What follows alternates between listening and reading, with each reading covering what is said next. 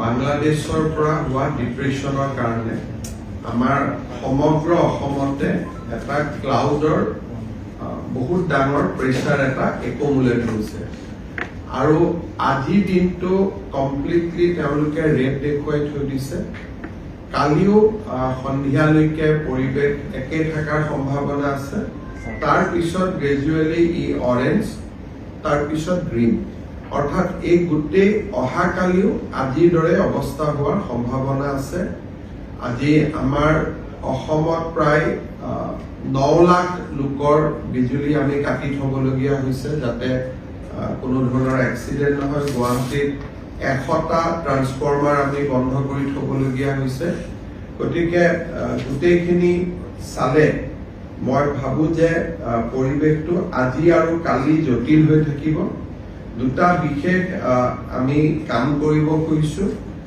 অহাকালিৰ দিনটো আমি আমাৰ ৰাজ্য চৰকাৰৰ কৰ্মচাৰীসকলক আমি স্পেচিয়েল কেজুৱেল লিভ দিছো। যিসকলৰ কোৱাৰ্টাৰৰ লগতে অফিচ তেওঁলোকে অফিচ কৰিব, কিন্তু যিসকলে দূৰৰ পৰা আহিব লাগে তেওঁলোকে অফিচ কৰাৰ প্ৰয়োজন নাই। কিন্তু যিসকলৰ কোৱাৰ্টাৰ আৰু অফিচ একে তেওঁলোকে ডেফিনেটলি অফিচ কৰিব, আৰু যি দূৰৰ পৰা আহিব লাগে তেওঁলোকে অফিচ কৰাৰ প্ৰয়োজন নাই।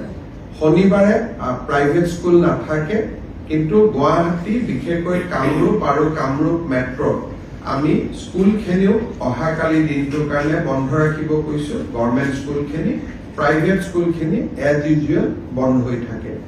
বাকী আমাৰ যিসকলে প্ৰাইভেট প্ৰতিষ্ঠান আদিত কাম কৰে তেওঁলোককো মই তেওঁলোকৰ স্বত্বাধিকাৰীসকলকো অনুৰোধ কৰিম যে যদি কৰবাত দুজনৰ জেগাত এজন মানুহেদি দোকানখন চলাব পৰা যায়, দূৰৰ পৰা অহাজনক অহাকালি দিনটো আমি ছুটি দিলে বেয়া নহয়, কিন্তু আমি চৰকাৰৰ পৰা সেইটো অৰ্ডাৰ কৰিব খোজা নাই। তেওঁলোকে নিজে ব্যৱস্থা ললে ভাল হ'ব। ইয়াৰ উপৰিও আমি গোটেই পৰিৱেশটো পৰ্যবেক্ষণ কৰি থাকিম। য'ত যেনেকুৱা প্ৰয়োজন হয় আমি ৰাইজক হস্তম কৰি দিয়া আৰু ৰাইজক যি ধৰণে সকাহ দিব লাগে তাৰ বাবে আমি চেষ্টা কৰিম।